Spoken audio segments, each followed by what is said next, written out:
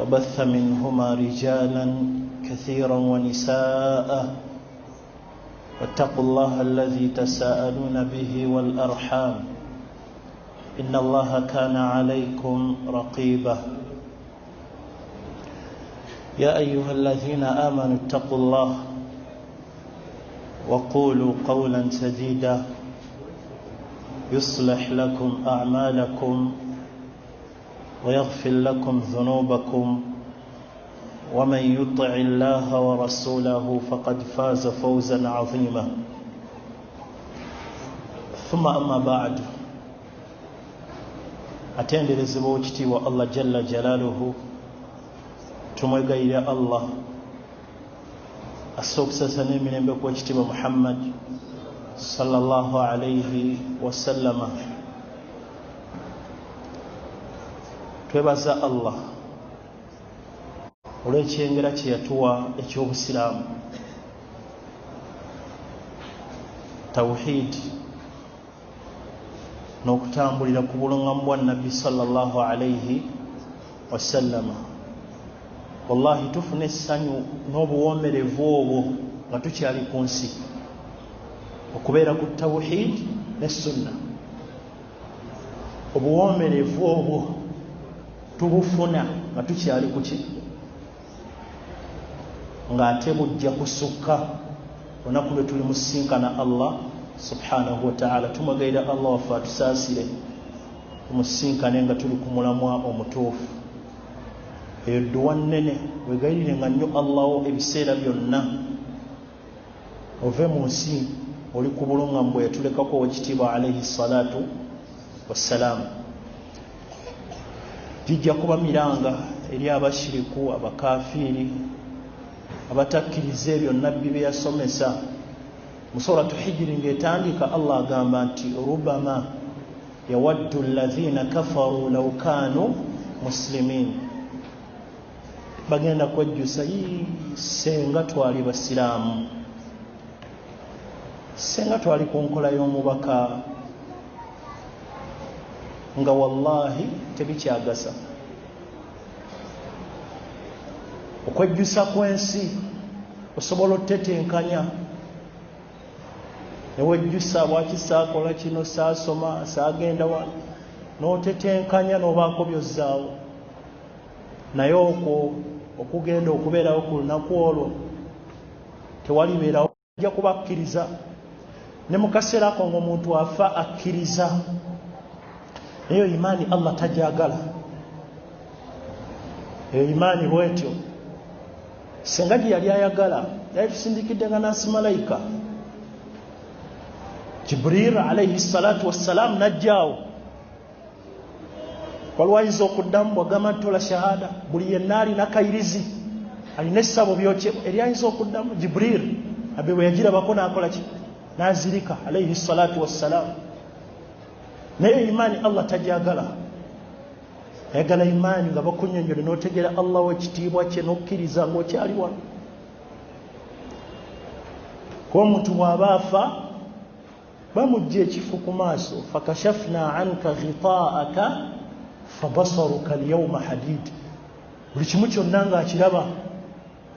Malakul mauti gye twogerako ng'agiraba, ena ezigiyambako.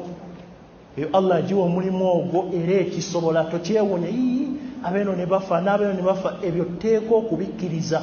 Buli yenna agibwamu omwoyo, malakul mauti eyo ekikola, si walombe. Ate ekikola buli wamu wonna abali eno mu nsi eno.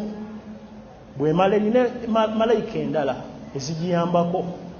Waliwo ezarrahma ezitwala emyoyo gye emirungi, waliwo ne ziri enkambwe ezitwala emyoyo emikyafu, egibadde emisamize, gibadde eminaguzi, egikkiririza mu byobuwangwa. Naye nga malaka eyo kikola ekyo Allah yagikiwa kyangu eri Allah subhanahu wa ta'ala. Ate Allah okuziwa emirimu egyo kino nakyo katukitereeze mu nzikiriza. Si nti zimuyambako nti wano Allah tasobolawo. Allah buli kyonna kyayagala kisobola. Eyo aya tugiddigana, inna Allaha ala kulli shay'in qadir, wallahu ala kulli shay'in qadir. abanye bali banyonnyola ekigambo ekyo bagamba nti ekyo Allah jalla jalaaluhu akikola.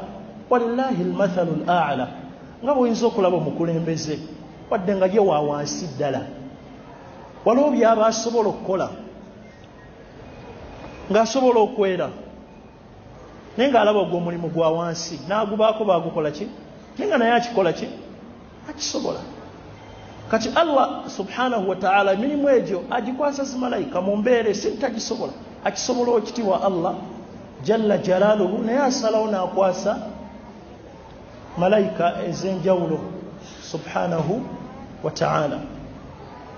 Kati akakaseera omuntu alaba bingi malayika ezo aziraba ebibonerezo nakkiriza, naye imaani efaananako bwetyo Allah tajagala. Eyo imaani ya Firawuna bamugamba ebbanga lyonna nabbi Musa n'amukolako daawa, Firawuna n'avuma nakkakkanya. Mu kiseera ekyo nga malakul mawt ezze yagamba amantu bi rabbil alamin. Mbuuza al'ana, kati okkiriza ng'omaze kulabako olwo bitera okwongerwamu mu kyafaayo ekyo ti Allah atuma malayika Jibril negenda wansi nejjayo ettosi, ebyo si bituufu ebyongerwamu, nejjayo ettosi nerimuteeka la eyo ne bwe kituuka ku muntu yenna buli omu alabako, naye ako akaseera Allah aba takyakkiriza tawubeeyo, nga buli kimu kyonna okiraba gy'olaga Allah batakyabikkiriza subhanahu wa ta'ala. Kati ebyongerwamu nti bamuteeka ettosi mu kamwa n'ebirala si bituufu. Yatuuka ekiseera ng'akakasizza byonna gy'agenda alabyeyo ebitiibwa byonna tebikyaliwo byenyumirizangamu, n'ayagala atoole shahada. Bw'abyogera ne bamugamba al'ana waqad asayta qablu, kati lwokkiriza kati nti ebyobuwangwa tebikola, ennono tezikola, nazzikuno byonna tebikola. Lwokkiriza kati nti empewo tezikola. Kuba bangi bagaana okukkiriza. Allah abaleetera ebigezo bingi, bino ebya kolona ebibaddewo biraze ku bantu. Natunuulira wano mu Lubiri ono simanyayo Katikkiro ng'alangirira kamera zimutunddemu bannamawulire tebannanga embeera eriwo mukiraba tugaddewo tumale okulaba ngaati kati baga balina emizimu gya Buganda bagyenyumirizaamu, lwaki tegibajjiddewo eyo embeera kutaba emizimu gy'amaanyi naye abantu tebazuukuka babikkiririzaamu wallahi ne bookya amasabo gaabwe emizimu gyonna gye bawaana teri givaayo kubaga nti banneegondi be baekeza amasabo gammwe oba amasiro naye era ne basigala abantu babikkiririzaamu. Wallahi abo bajja zuukuka nga tebikyagasa, bajja zuukuka okuzuukuka kwa Firawuna kwe yazuukuka ng'alabyeko nti bikyamugasa. Tusaba Allah atusaasire ffe tutereeze mu kaseera kano twagamba mu darusi yaggwa tetumanyi kiyinza okuba kiseera ekiddako ekitono nze naabwe tugenda tawhid kutereerezaawo tugamba nti kiwemu ekiseera bwe kiti kanindeko kammalirize kino kasooke nziguse bizinensi eno kasooke nkole kino. Nedda, tawhid mutereerezeewo kyotegedde kyonna nti mbadde nseeredde wano dda mangu yanguwa biseera biweddeyo. Tuli mu kitabo kya imaamu omunene gwe bayita Az-Zanjani rahimahullah, manzuuma nnungi nga bwe twagiraga omusomo gwaffe ogwakulembera mu tawhid ne sunna eyitibwa al-manzuumatu ar-ra'iyya. Imam Az-Zanjani rahimahullah efa mwaka gwa 471 y'omu ku baimaamu abanene rahimahullah Saad ibn Ali. Era tujja laba obunene bwe mu bigambo bye yatunga rahimahullah. Bw'oba oyagala otegeera omuntu ekifo kye tunulira bigambo bye, bw'asalawo abizza eri Allah n'omubaka oyo manya imaamu munene, ne bw'omulaba ng'ebigambo bye byakkaayana ate kirina buzibu ki, ate bajjajjaffe ng'oyo omanya ne bw'aba atunulirwa mu kika kyonna ti musajja w'amaanyi, gwe manya nti wa wansi talina kyali. Ne wamuvubuka muto bw'omulaba ebigambo bye bw'atyo, Allah agamba atya, Qur'an egamba etya, sunna, oyo gwe bayita ow'amaanyi. bali abavubuka abato mu suratu Kahfi esura gye tumanyi bali banyoomwa mu kyalo ngeri abasajja abakulu abanene nga be boogerwako naye mu maaso ga Allah bano abavubuka Allah yaboogerako mu ssuula eno innahum fitya bavubuka naye nga banene eri maaso gani ga Allah. Nabbi Ibrahim bamutunuuliranga sami'na fata omuvubuka ku kyalo nabbi wa Allah Ibrahim. Era abashiriku babi Allah tusaasire bannabbi abo bajja balumirirwa abantu ate ne babaanukula bubi. Oyo nabbi yarwanira tawhid obulamu bwe bwonna abashiriku kiki baasalawo mukolera kumwokya ne bakuba omuliro ogubumbujja ogwokya bwebataasa amasanamu gaabwe naye nga wallahi abalumirirwa n'abagamba Allah wammwe yabakolera kino ya abati baavuma ne basala okumwokya nga n'omuliro nabo tebasobola sembera we guli. Bakola bino babiyita butida babiyita batya bino mubamusiba ebutegwe ne bamukasa nga nabo tebasobola sembera we guli okwokya kwe gwali gwokya kye bamusasula naye nga ali ku la ilaha illallah. Bannange tuve ku buwangwa tuve mu masabo tuve ku masana bye yaliko nabbi wa Allah ono kye bamusasula bookye mumwokye aveewo. Naye nga abashiriku babi omuntu abaagala bw'atyo abalaga obubi bw'amasabo abalaga obubi bwebyo musinza nti mudde eri Allah omutonzi aye ne bamukola ebyo naye eyo nkola yaabwe Allah tukugamba nti atawasaw bihi bal hum qaumun taghun oba balaamirigana okujja nga bavuma abantu ababalaga tawhidi omutuufu. Allah alaga naye boonoonefu bwe batyo Ibirisi abantu baayo ne bawete ogamba bayamba ku Ibirisi kuva dda bwe batyo guno omulembe guvaawo ne guddawo nga yenkola yaabwe wallahu almusta'an. Imamu yagamba rahimahullah nga atandika ebigambo bye tadabbar kalam Allahi wa'tamid alkhabar wada' anka ra'yan la yulaimuhu athar. Manzuma eno nnungi Allah gwabasaasidde ngasobola ogikwata ne bw'okwatangayo layinizi bbiri olunaku ziri 44 ne tujja soma mpola mpola lusi gisomangayo n'emu nga mu ddarusero tugenda kukoona kwemu yokka biidhinillah. Kati bw'ogwanga okwata mpola mpola ajagala biidhinillah osooka ntuuke ne tugikulaga weeri n'ogifuna ne ku mikutu mu bbanga kweri n'ojjanga ogikwata oyongere okunyweza enzikirizayo n'okulaga engeri gy'otolina otambuzaamu obusiraamu bwo. Yagamba tadabbar kalam Allahi wa'tamid alkhabar wada' anka ra'yan la yulaimuhu athar. Entandika ya imaamu ono nnungi era twakyogera mulundi ogwaggwa nti ofuna essanyu ng'omuntu ayagala ennyo tawhidi ne sunna ti imaamu bw'ati bw'agenda otambuza ekitabo kye atambulira ku Qur'ani ne sunna kuba akulazi wagenda okujja obujulizi ku byagenda okukola ki okwogera. Entandika eyo nnungi ekulaga ekitiibwa kya imaamu ono ne imaamu agenda okukulaga ebigambo tikituufu atambulira ku Qur'ani naki si ku ndooto si ku ndaba ye rahimahullah. Eno nkola y'abamanyi bangi bwe bawandikanga ebitabo byabwe ebinene n'ebitono nga batandika na kino kulaga Qur'ani ne sunna otegerewo we bajja obujulizi bwabwe mu Qur'ani ne mu sunna. Bw'atyo omusiraamu ayagala okuwangula Qur'ani ne sunna. Kati ne imaamu ono entandika ye nnungi etulaze nti ekitabo kino ebigambo bibigenda kuba Qur'ani naki as-sunna. Bw'atyo omusiraamu bwe bulamu bwo mu ddiini yo. Eddiini si yakaayana n'okusika muguwa kirina buzibu ki kyokamba sekagundi yemubuze sekagundi gw'omusinga va mu sekagundi gw'omusinga tuleetere aya ekiragira leeta hadith tuve mu kya sekagundi ate haji gundi yatuukako ne ku Kaaba. Nedda esi eddiini waliwo abaali ku Kaaba nga bwe baafiira naye nga bamuliro. Kati kya sekagundi yatuukako ne Madiina yatuukako ne Makka yakola ebo si bujulizi. Tuleetere aya tuleetere ki hadith kati sheekhe kyatandise nakyo rahimahullah okulaga enkola eno ennungi kubanga abantu we bajja wangi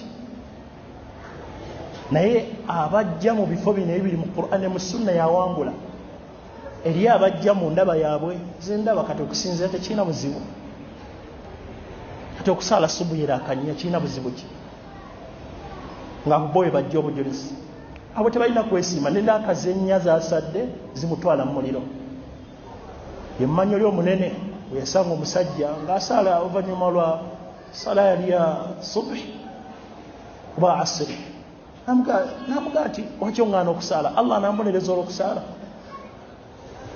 namugamba la yuazibuka ala mukhalafati sunna tajja kubonereza olw'okusala bula ajja kubonereza olw'okuva ku nkola y'omubaka ne swala yo gwe gy'olaba nti osaala ejja kutwala mu muliro kyekyakabya Umaru muzimu ku nzivunula za ayati eziri mu suratul Ghashiya hal ataaka hadithul Ghashiya wujuhu yawmaidhin khashi'a amilatun nasiba tasla naran bakola ne buli weekend ne bakola kino emikolo beetala baveeno naye gye biggwera nga Allah bateeka mu muliro waliwo abazimbira eddiini yaabwe ku ndooto twaloose nga bino ebitero saasaana waliwo obusaasana opapula abasheekhe babyogerako omusajja akuuma kabuli ya nabbi yaloose olina okukola booti bw'oleeta zikiri eno emirundi bwegiti ate bw'okasigaza byonna byonna bigenda kujja olina okukwongerayo yokesaamu opapula 1,000 oyo katemba bw'atyo eddiini yaffe si ebyo mulimu n'abalifuna no ne babeerawo mu kutya batugee bw'okasigaza notakwokesaamu kwongerayo ogenda kuba bwoti eddiini si ebyo tetuzimbira ku ndooto za gundi yaloose olw'okuba yakuuma kabuli ya nabbi yakola bwati nedda mulimu nabo ababuzaamu atuuka n'okugamba nti ate bo baasukkawo n'okuyita ne ku bannabbi oba n'okuyita ku basahaba lwaki agamba haddathani qalbi an rabbi mutima gwange gwambulidde butereevu nga mbijja wa Allah si byakubikula ate mu ababikula Qur'ani mubikule hadithi la agamba nze omutima gwambulidde butereevu nga biva wani ngabo nawe bazimba eddiini yaabwe era n'abanga sheekhe munene alina abagoberezi tiye obubaka we bujja butereevu ku ye abeeraawo n'atuula ng'abo abasuufi abamu kubo bagamba abagoberezi baabwe gwe yitiriza nnyo okwogera oba la ilaha illa Allah oba Allahu akbar oba subhanallah mirundi mingi ojja tuuka ekiseera nga gwobubaka bukukkako ezo zonna endooto n'ebigabifaananako ebyo ffe tetuzimbirako ddiini tutambuliranga ku banyimana abanene boolabye baleeta Qur'ani neki wabula endooto za gundi n'ebyafaayo ebifu ate bwe twagenda twali wano ebyafaayo ebitalina bujulizi butuufu ebyo nao tetubizimbirako ddiini katemba ola bavubuka ntera okuboogerako bannakatemba bayitirira bwe nalaba nga kigenze wala nnyo mbasomesezzaako nnyo naye bakyalimu tebaggwamu ku TV babeerako ku zireediyo ne bakola katemba waabwe muwanike emikono tusabe mukole bwe muti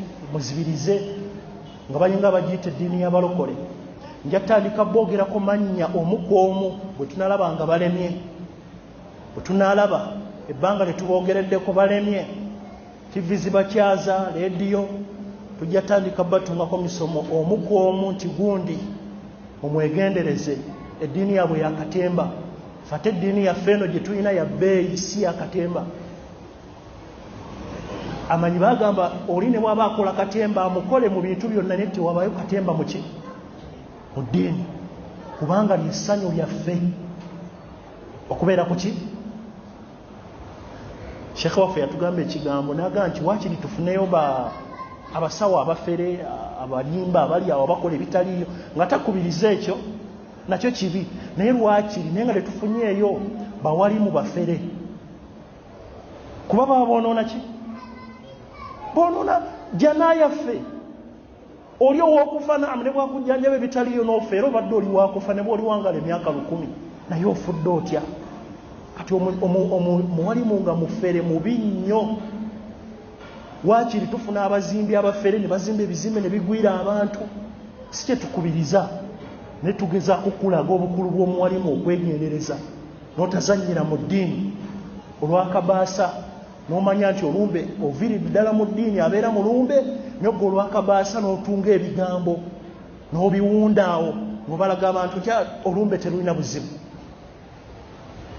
Oyo bw'ati aba mubi nnyo okuba nti abeera muki mu bantu aboonoonera akhira yaabwe, aboonoonera essanyu lyabwe. Kati entandika ya imaamu ono nnungi, tadabbar kalaama Allahi wa'tamidi al-khabar. Era twakiraba nti bw'obeera nga imaamu ono n'abagoberezi ba umma abalungi nga gwe ojja mu Qur'an ne mu sunna, otunuulira abajja mu birala n'obeewuunya nga bamu balaba nga basheekhe gwe noga bano nga balabye abagoberezi b'ono, anti ng'olinga oli omuntu alina wafuna amazzi amalungi amayonjo ganywako gafumbisa, bw'asanga g'ebidiba agalimu obukerekere buno obukolwa galimu ebikya nga ye ganywako gafumbisa, bw'omusanga oyo gwe akozesa gano owulira otya? Mutima gwesiko gayibambira bebizzi byanywa bino nga gogonya maki. Kati ye muntu ali ku Qur'an ne sunna ng'eddiini ye bw'atyo mbaka yagamba atya, mbaka yasomesa nga bw'atambuza eddiini ye, bw'atunuulira bano abali mu bitaba mu bizizzi ebiri awo bikyafu nga bo bye banywa tabeewuunya. Kale ate kyewuunyisa ng'amazzi gano mayonjo si gaakugira nti gali mitalamaliya galiwa, la gakuli wano Qur'ani alhamdulillah tugirina weeri ne sunna ge mazzi amayonjo goba okola ki? Lwaki ogenda mu bidiba? Ate shekhe gundi yaloota, shekhe gundi yakola ki ekikutwala mu bidiba ebyo ebya shekhe gundi nga Qur'an ne sunna? Mutuufu eba ntegeera ki? Ebambi twalaba nti obwongo bwa buli omu bukyafu, buli omu alina bubwe. Era netula singa baba bututte mu katale buli omu tabukkiriza, n'ojjamu obubwo nga babutunda n'ogenda ng'obugirawo banaye ani agula obwongo bwange, buli omu akutunulira butunulizi kuba buli omu alina buno, alina kino n'alina kino. Kati ffenna ekirina tugatta eki? Qur'ani ne sunna. Tadabbar kalaam Allah. Sheekhe yatandika yagamba nti tadabbar, weegendereze nnyo, soma ebigambo bya Allah ng'osiriikira n'obifumiitirizaako. Soma ebigambo bya Allah, akulaga gy'ogenda okujja obujulizi mu kutambuza obulamu bwo. Tunuulira bulungi ebigambo by'owekitiibwa Allah subhanahu wa ta'ala. Tadabbar kalaam Allah. Ekyo Allah akitulagira nnyo mu bifo bingi, ng'atulagira naffe okusoma Qur'an, era kyekigenderero ekikulu. Era bo basahaba bwe baali yamalanga emyaka 10 ng'asoma Baqara, si nti bali tebakwata kiro gwoso gisoma mu wiiki oba mu nnaku 3, nedda. Bo baasomanga nga yeegendereza, n'ajjamu ebyokuyiga n'abikikolerako, nga kuba eyo gye bayita ilmu, era gwe bayita omumanyi, ng'asoma. Kuba ekigendera ky'okussa Qur'ani kino si kugisoma busomire bikoma, wabula gikolerako. Naye ekkubo ly'ogikolerako era tusooka gisoma, tuyitira mu kugisoma ne tutuuka ku kigendererwa kiri ekyo gikola ki. Kati gwe tofuula ekyokusoma obusomi, era abo baba babi banakuwaza nga bwe bagifuula bwe batyo. Nga bwe twalaba mulundi oguwedde oli n'asoma nti ihdina sirata almustaqim, ng'asaba Allah muteekako kkubo eryo nabbi lyaliko, ate n'omusanga ng'ali mulumbe. Kati oyo Al-Fatiha basoma yaki? Abatategedde lwaki bassa suratu Al-Fatiha, n'asoma ebyo n'omusanga mu mawuledi. Wallahi okusoma kwe kwa bulimbe ya Al-Fatiha jaddingana mu ssala, tategedde makulu gaakyo. Ihdina sirata almustaqim, Allah omusaba akuteeka ekkubo eryo nabbi lyaliko eddungi, ate g'olivaako kati osoma byaki ebyo? Kitegeeza okusoma ku kubi. Era kyova olamanyi bagamba bw'osanga omuntu afaananako bwatyo taba mumanyi, nga bagamba Qur'ani yonna yagibikkula okuva eno gyetandikira n'agimalako, naye ng'ate tagikolerako, oyo taba mumanyi. Gwe bayita omumanyi yo yakolera ku ekyo kyakoze eki kyasoma. Naye bw'agisoma ne bagamba okugwa alina asoma mu nsoma eno n'eno naye nga tabikolerako, oyo taba sheekh. Tubalina bangi, nagwe nkubirako nnyo ekifaananyi. namalako ne wiiki 2 kusomera erimu maze ndowooza bano bamaster ab'oluzungu balina omumoba because era namusinkana oluusi mugamba good morning sir oluvannyuma lwakiseera tuba twogera awo omusiraamu nangamba sheekhe oyo nno nga sheekhe yasomera Madiina naye sheekhe yasomera e Madiina va ku kyokuba nti oyinza n'okulooza musiraamu wabula nze nali ndowooza ti si musiraamu wallahi nga taliiko buufu bwonna wa ddiini si nti ali awo oba omulabako obuufu ate akole ng'ali awo bibye ennyambala yeeyo ettama lye nga bw'atyo naye nga bagamba nti sheekhe munene yasoma alina diguli dokuturu n'ebirala ebifaanako bwe bityo wallahi teba ilmu esi yali ilmu y'abasahaba radiyallahu anhu basomanga kye basoma n'okukiteeka mu kimu eyo gye bayita ilmu era ne bwe bamuwaana nti sheekhe alina empapula bwe ziti alina ebitabo naye nga tateeka mu nkola oyo taba mumanyi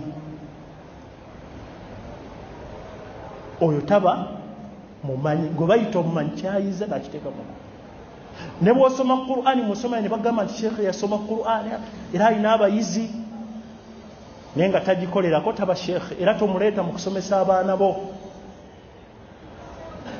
Qur'ani neekulagira okugoberera omubaka ogolotunula ku ttama lye ng'ate eddala kati ezo ayati ezikulagira okulaba enkola y'omubaka ate zoozirekawo ne bw'abanga wano mu bibiina mu kusoma sheekhe awandiika najjamu aba muyizi 100 ku 100 ne bamutikkira n'ebitiibwa avuddeyo ku ddaala erisooka naye nga talina nkola ya mubaka taba sheekhe tubalaba ne bavaayo ne bagamba oyo sheekhe avudde Madiina naye nga tali ku nkola ya mubaka taba sheekhe wallahi gye bali banakuwaza we bali waliwo omuntu kumutwaye tugenda Madiina olwo baganda bange bali bamperekeddeko tugenda ku kisaawe nagamba sheekhe ne bano omusoma nabo nabula nekyomuddamu wallahi gwe era ndaga omu ku bawalimu abagenda okugenda e Madiina okusoma mumanyi zino ennyambala z'abayaayi bayambala eno egundi nga empale zigenda ggwa nga n'oba omunda bulabika wallahi ennyambala eyo nga ye sheekhe eti era akomo nga baga sheekhe ekidde mu ddaala ddene sheekhe oyo alina ebitabo eyo teba ilmu eyo teba ilmu sheekhe naye bamuwaana ne bamwogerako mu bitiibwa ebinene nga takolera ku ilmu eyo eyo teba ki kati Allah atulagira nnyo bwe tuba tusoma Qur'an ofumiitirize ku makulu agali mu bigambo ebyo mu ayati nyingi afalam yaddabbaru alqawla kitabun anzalnahu ilayka mubarakun liyaddabbaru ayatihi ezo ayati zonna zikulaga lwaki Allah yassa Qur'an teyagissa ebeere bwetu kusoma ku mikolo na kugiyimba la ilaha illa Allah nga bana baziyimba nga bayitana ku masabo gwe batwala abadde waayirizi byonna nga balowooza nti akwogera bwogezi bikomaawo nedda wallahi ne waba agisoma Qur'ani buli omu n'asiriikirira naye nga tagikolerako ebiba tebimugasiza abamu kubo Sheikh Muhammad bin Abdul Wahhab rahimahullah ayina ekitabo kye bakiyita al-usul sitta ayina ekikolo kye yaleeta eky'omukaaga abamu kubo bano baaterawo n'abagoberezi baabwe kwe balina okutambulira nga babagamba nti gwe tojja kutegeera Qur'an basheekhe be balina okutegeerera bakola be batema kye bagambye kyolina okutambulirako sheekhe wo kyakola kyoba okola abalina okutegeera Qur'ani ne batuuka n'okugaa nti mwe temwe sheekhe n'avanaga sheekhe yakunguka mu usul fiqhi kati ennaku zino bakozesa nnyo usul fiqhi okulaga nti sheekhe w'amaanyi nga dokita yakuguka alina usulul fiqhi abavubuka abo ekikyabagaanye okutambuza obulungi eddiini tebalina usulul fiqhi abamu kuba osanga nga bamusoma mu nsoma yaabwe ey'obubuze usulul fiqhi ki akulesa obulungamu bwa nabbi n'ogezaho okubuzaabuza ebigambo n'olaga eno olwokuba asoma nnyo usulu abasheekhe ba bulimba Allah abataase umma twaba walimu abali ku bulungamu Sheikh yagamba Muhammad ibn Abdul Wahhab rahimahullah mulimu kwabo abaterawo abantu babwe era yagiyita shubha ya shaytan yabaterawo ekikolo kyabwe n'enkola yaabwe kwe balina otambulira ngebagamba etya nti Qur'an anna al-Qur'ana was-sunna la yafahamuhuma illa al-mujtahid al-mutlaq nebateekawo mujtahidu omuntu w'amaanyi omukugu yekka alina okutegeera Qur'an bwe toyogera ku bya ddiini bwoba nebaga olina okuba n'ebitendo bwebiti ne bwebiti n'alaga Sheikh Muhammad bin Abdul Wahhab ng'ebitendo ebyo bayinza okwogera osobola osanga ne Abubakari byonna tabirina radiyallahu anhu oba ne Umar nga mwekyo kiki bagenderera kumenyawo na ddiini kuva ku sunna na tawhid osanga byayogera alina okwogera ku ddiini nga bw'oba otandise obitunda ne Abubakari yali tabirina ayali asinga okumanya nga nabbi avuddewo oba kitegereki nga kyebaagala mu ekyo gwe toyogera nnyo ku bya ddiini bw'ogamba ebyempale tobimanyi nnyo ebyo bireke ebirimu gireka asaana okwogera alina okuba bw'ati nga yasoma kino nekino ebyo nnanga babyogera kumaliriza nga bimenyawo ddiini tekyali alina kwogera bw'osanga ali ku mawuledi ebirimu gireke ebyo toyinza bitegeera abalina okwogera ku ebyo balina kuwawe bati ne bati balina kino ne kino byonna bingi bye bayinza okukola ki ogenda okumaliriza nga eddiini erina kuba nti emenyebwawo tadabbar kalaam Allah Sheikh agambye gwe weetegereza ebigambo bya Allah bw'olaba nti watyo Allah bwe yalagira baka bwe yasomesa bw'oba otambuza eddiini yo mu ekyo mulimu nti Qur'ani bigambo bya Allah anti waliwo ebibinja bingi ebyavaayo nga bigamba Qur'ani Allah yagitonda n'agiteeka ku nsi bwatyo si bigambo bye enzikiriza si ntuufu era abamanyi bakaafuwaza nga bajahmiya aba bagamba nti Qur'an kitonde khalqu ne batagamba nti Qur'ani bigambo bya Allah Qur'ani kalaamullah era ebigambo tubizza erinnyini byo ne bw'oba ggwe obisomye tugamba bigambo bya Allah byokoze ki eyo nzikiriza naye erina otereera ne gundi bw'asoma ebigambo by'abasome byani bya Allah ne mu mbeera ya bulijjo oli bw'aba nti omukulembeze amutumye n'ayogera bagamba omukulembeze yagambye bw'ati naye ng'ebigambo bye waliwo abituusizza mu ki kati oli ne bw'asoma ebigambo ono abisomye ebyo ebirala obutonde naye byaba asomye biba bigambo byani bya Allah eyo enzikiriza nti Qur'ani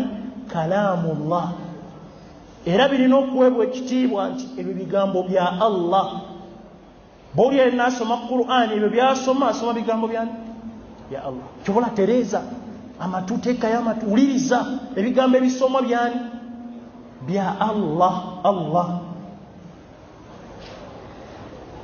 kyo kinene bw'ona akitegeera okiteeka mu bulamu bwo ne bakusomera aya togenda kuteekayo kaayana nti Allah atugamba kugobeera mubaka togenda kuleeta omushekhe gundi aliwo ati la Allah ayogedde tozaawo ki olw'okuba otegedde bino bigambo bya Allah kati shekhe mukutandika bw'ati agamba tadabbal kalaam Allah okulaga enzikiriza yengera enzikiriza y'abamanyi abanene enzikiriza y'abali ku buluŋŋamu nti Qur'ani bigambo bya Allah al-Qur'an kalaamullah Qur'ani bigambo byani bya Allah jalla jalaluhu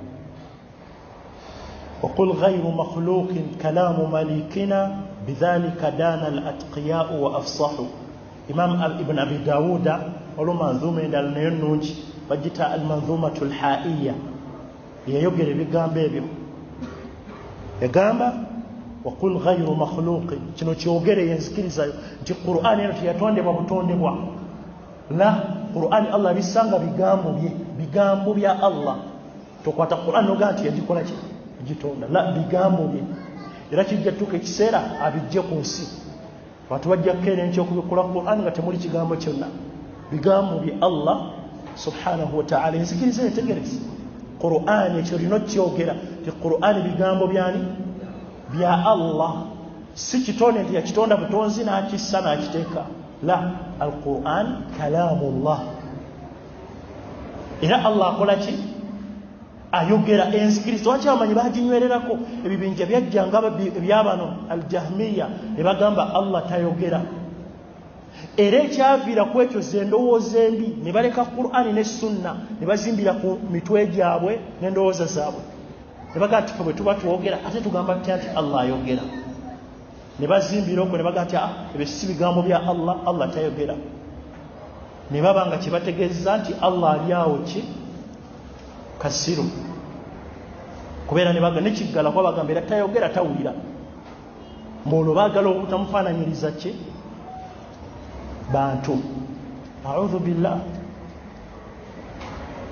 kati Allah waffe tayogera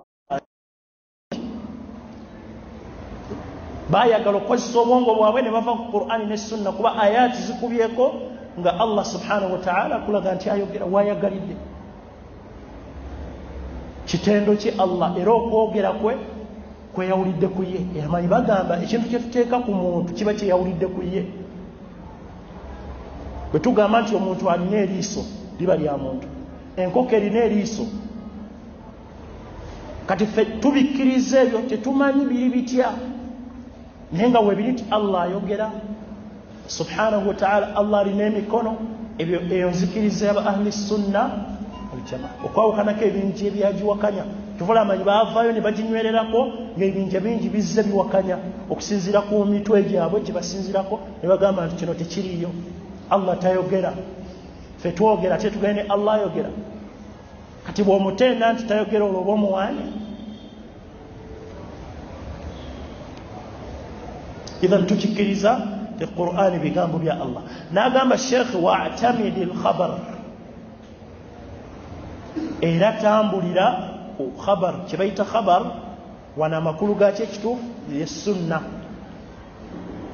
ahadithi za Nabi sallallahu alaihi wasallam kati agasse ekisoose Qur'an nazzaako ki sunna bwatyo kyetugambye nti yetandika ennungi omukkiriza Qur'an na sunna ahadithi agambye bw'oba otambuza obulamu bwo bonna Qur'an sunna wa'tamid al-khabar olabe Nabi sallallahu alaihi wasallam bwe yatambuza Sheikh entandikwa yeeno ye yali enkola ya Nabi mu kuutira umma buli bwe yali asomesa umma ng'agigamba Qur'ani na sunna kyekigwe kwali okuutira kwe Nabbi Sheikh nga bw'atukuutidde naffe Qur'ani ne sunna bw'atyo ne Nabbi bwe yakola ki bwe yali nga alayhi salatu wassalam hadithi entuufu Nabbi bwe yasomesanga hadithi ya Jabir ibn Abdillah yasulanga eddoboozi bal buli khutba kino yakiddangamu kisobola onnywera mu mitima gy'abantu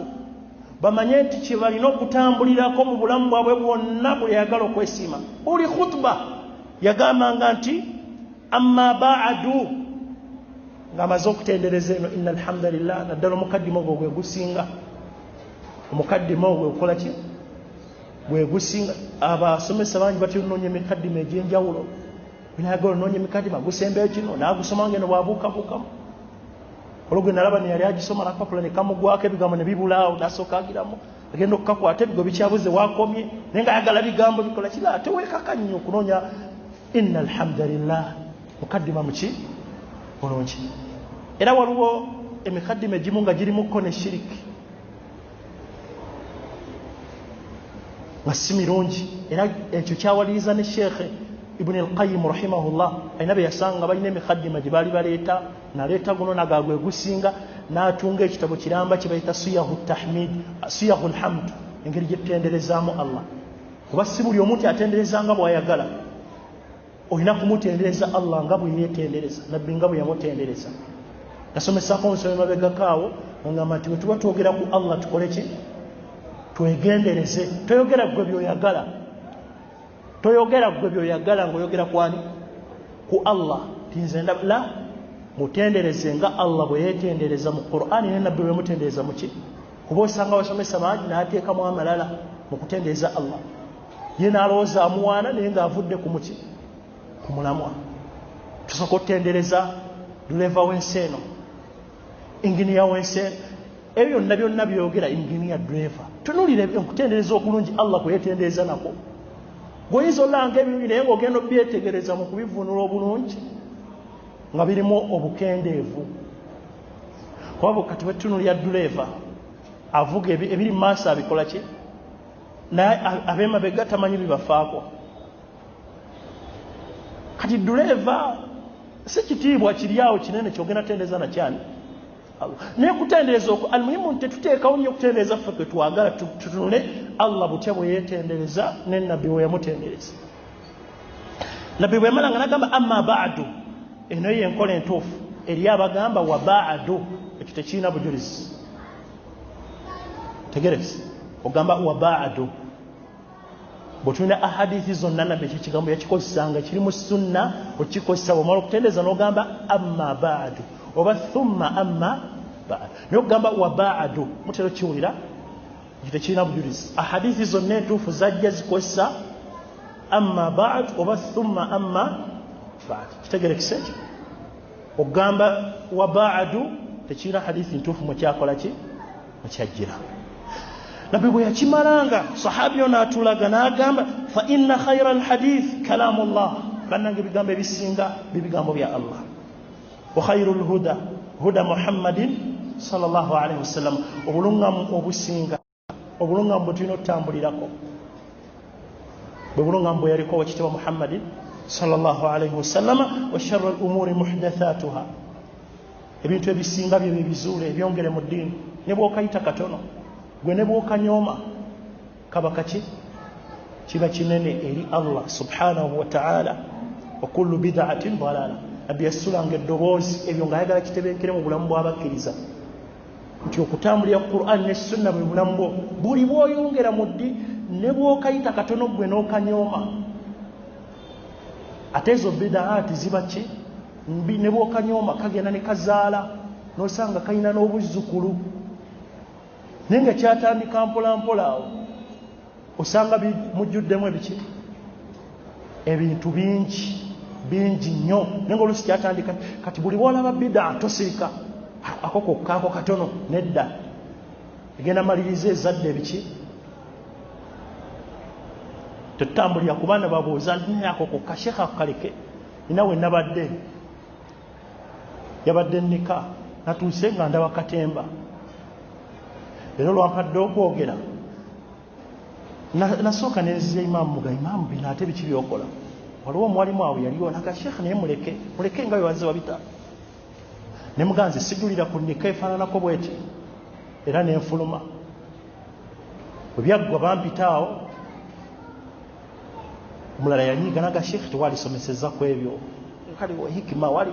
Ne mugala abaana bwe balina obitegererera eyo bida nnene bino teekawo ekigalo ne basuulako enkofiira. Imaamu w'ekitundu sebe yagyeko enkofiira ennene n'agituuza okwo bw'olunika ejjula. Kati eyo katemba afaananako bw'atyo. Abantu olinaga katono shekha ne bw'otakwogera kutuka la abantu bategeeze nti tewali kwongera mu ki, tewali kuteekamu katemba. Balle ekituufu nti ne mu nnika ne bwe tutakwata mu ngalo tewali obujulizi bwa kukwata mu ngalo nti sooka omukwateko sezaala kolabwa la. Bali n'ekirala ekyokuddamu emirundi esatu nakyo tekirina bujulizi. Addemu ogusooka, ogwokubiri, ogwokusatu okole bwetti, ebyo natebirina bujulizi. Gumu gukola ki kumala. Tewaliwo mutemuleke katambaala musooke mukole bwe muti ne bwe muti la.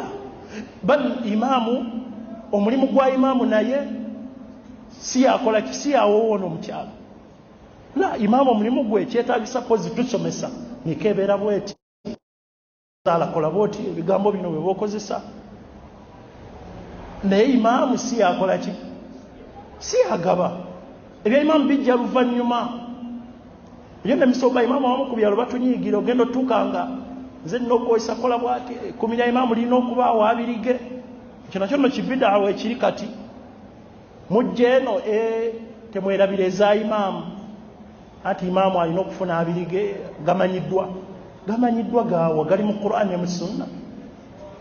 Bwe baba imaamu balina kye bamuwaddeyo mu embeera abaddewo n'abulirira ku bantu alhamdulillah tekirina buki.